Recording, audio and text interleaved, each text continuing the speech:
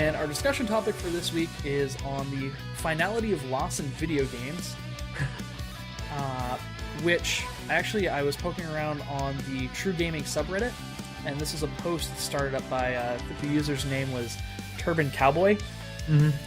So in his initial post, he compares two games that even he says is like comparing apples to oranges.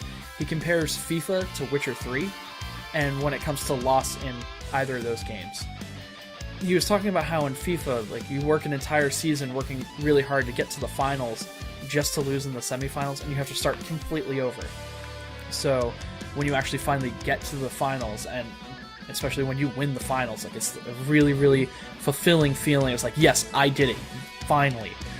And he was comparing that to The Witcher, where, like, you come up against a tough boss that you're having issues with. You lose to that boss, you go back to your last save point, checkpoint, or whenever it saved last, and you can either go out, grind some more, level up, and just immediately go back to fighting that boss until you finally beat that boss. So so it got him to think, like, that feeling of loss versus reward kind of thing. And he posed a few questions on the Reddit post, and we're going to break those down one by one, because he asked 3 questions. And the first one is, which games create a set of circumstances in which you feel genuine excitement and thrill from winning? Anything hardcore mode. Yeah. Anything with a hardcore mode. I brought up XCOM earlier. Mm-hmm. You train your soldiers up. You name them. Mm-hmm. Like... Oh, yeah. And then it's permadeath. So yeah. Now, Fire Emblem is the same way. You go through an entire thing, and if one of your units dies in a fight, it's like, well, they're gone. Yeah, all it takes is one dumb mistake, and they're gone forever. Yeah, I remember the first Game Boy Advance Fire Emblem. My save scummed that game a lot. Some of the games that I was thinking about, like some of the older ones on like the NES and the Super NES, where you have X amount of lives, and if you die, you have to start over. Like the original Mega Man. That doesn't bother me so much. That was what I was going to say. That was pretty frustrating. Mm-hmm. Yeah. But awesome when you did complete stuff. Oh, yeah. And like one of the things that I brought up, like, one of my favorite Super Nintendo games was the first Mega Man X, and granted it had the password system, so if you died and you got a game over, you could still reload that password and be able to pick up where you left off. But instead of being like right at where that boss is, you have to go through that entire level again. And when you finally actually beat that boss, you're like, yeah, suck it, Sigma. Stuff like that. Yeah, when you get a game over in those games, you just go back to character select, but like your progress is still there. Yeah. So like you don't have to go through all of the... Yeah, you still don't have to go through all the bosses, but like if you were having a particular issue with one particular boss, you had to go through that entire level. And especially if you were having troubles with that level, it's like, oh man. Yeah, all right. So that one to a lesser degree, but yeah, I mean that's not so bad. Mm-hmm. Also, I'm a boss of Mega Man, so I don't lose.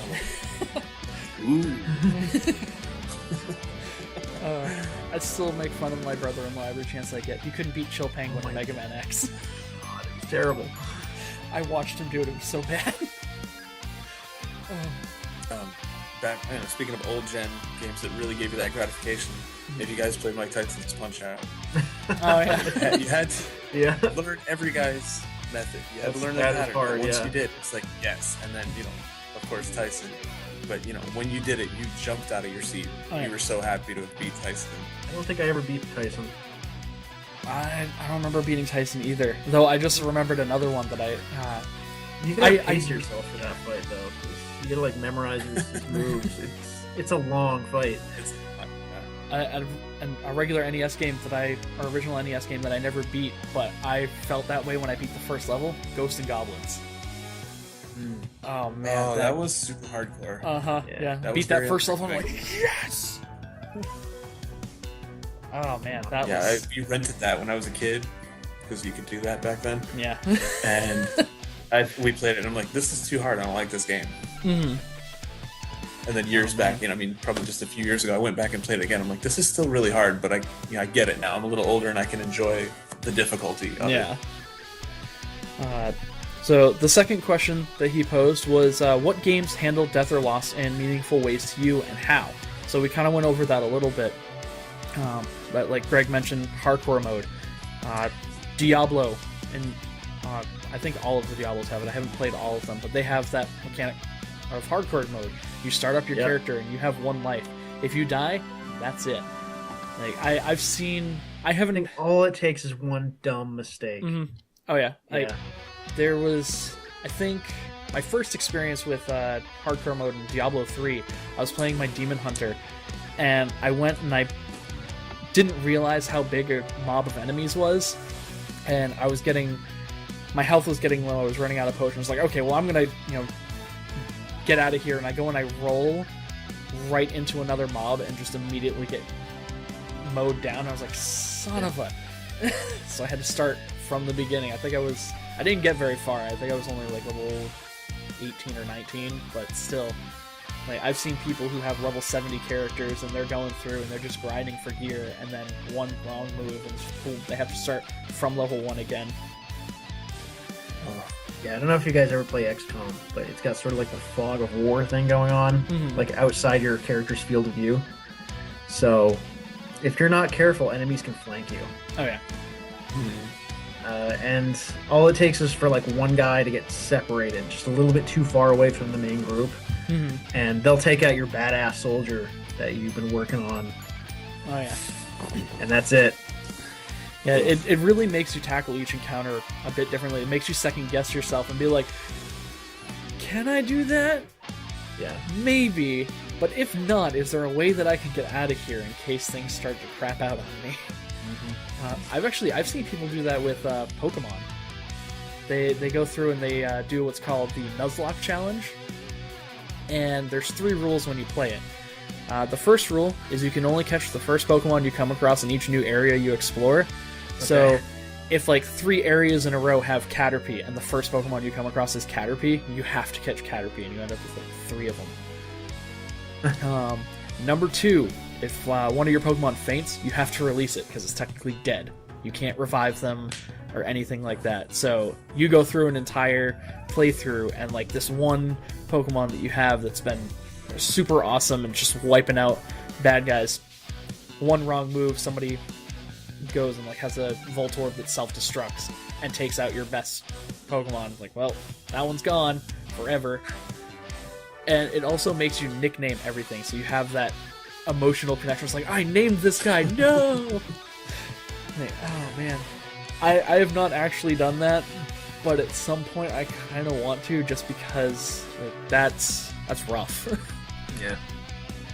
And I haven't played it, but I heard Bloodborne has a cool death mechanic where, say you're progressing through a level and you die, you start over, and if you don't make it to where your corpse was and die again, then you lose like a ton of XP and gear or whatever. But you have to at least make it to where you died before. Yeah, I think all the Dark Souls games do that too.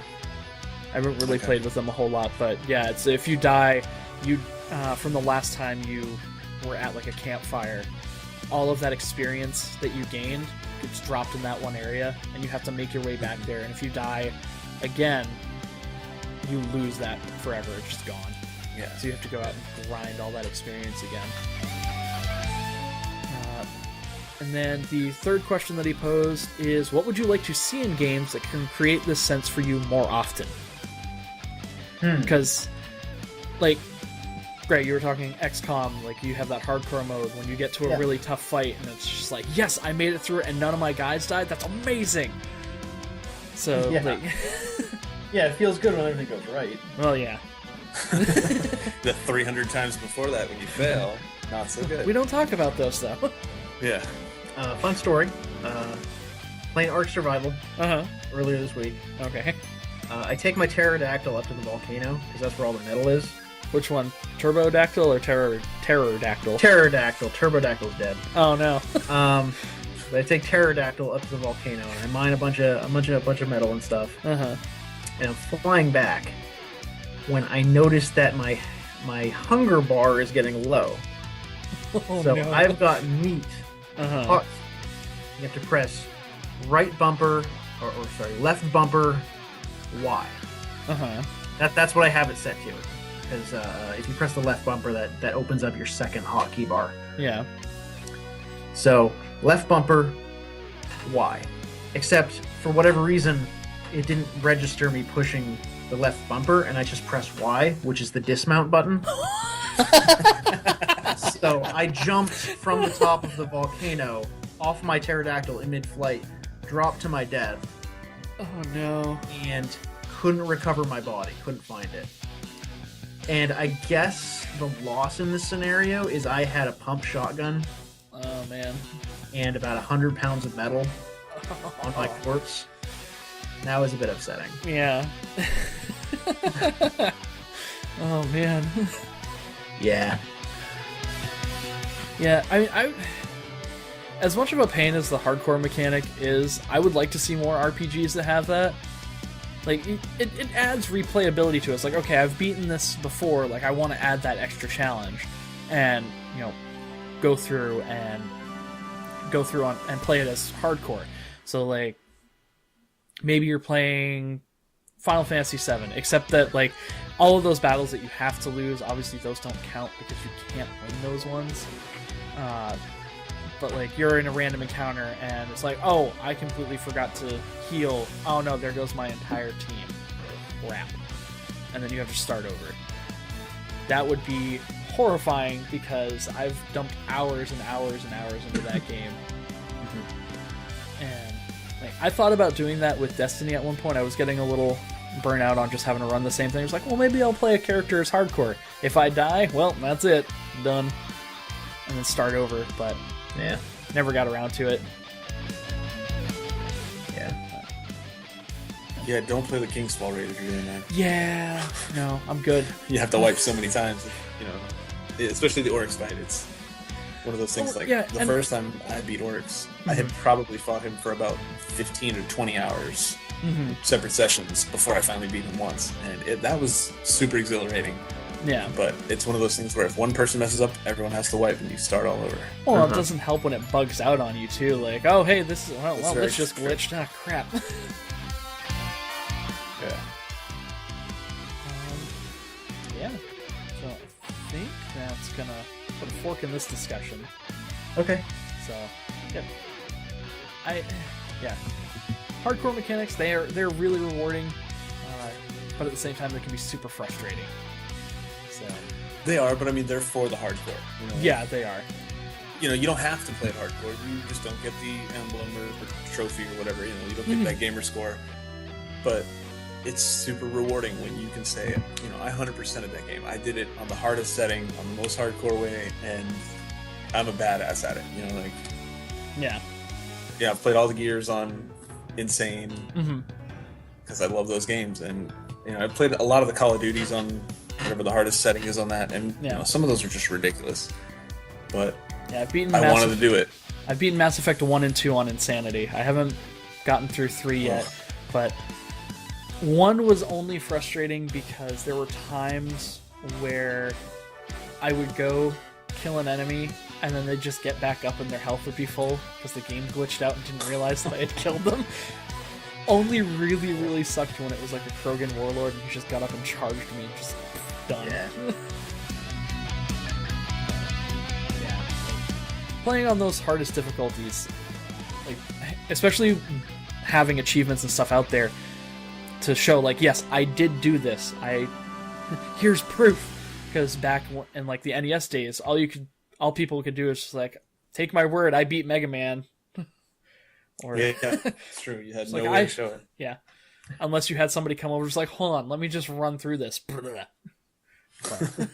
Or you took a Polaroid of the kill screen.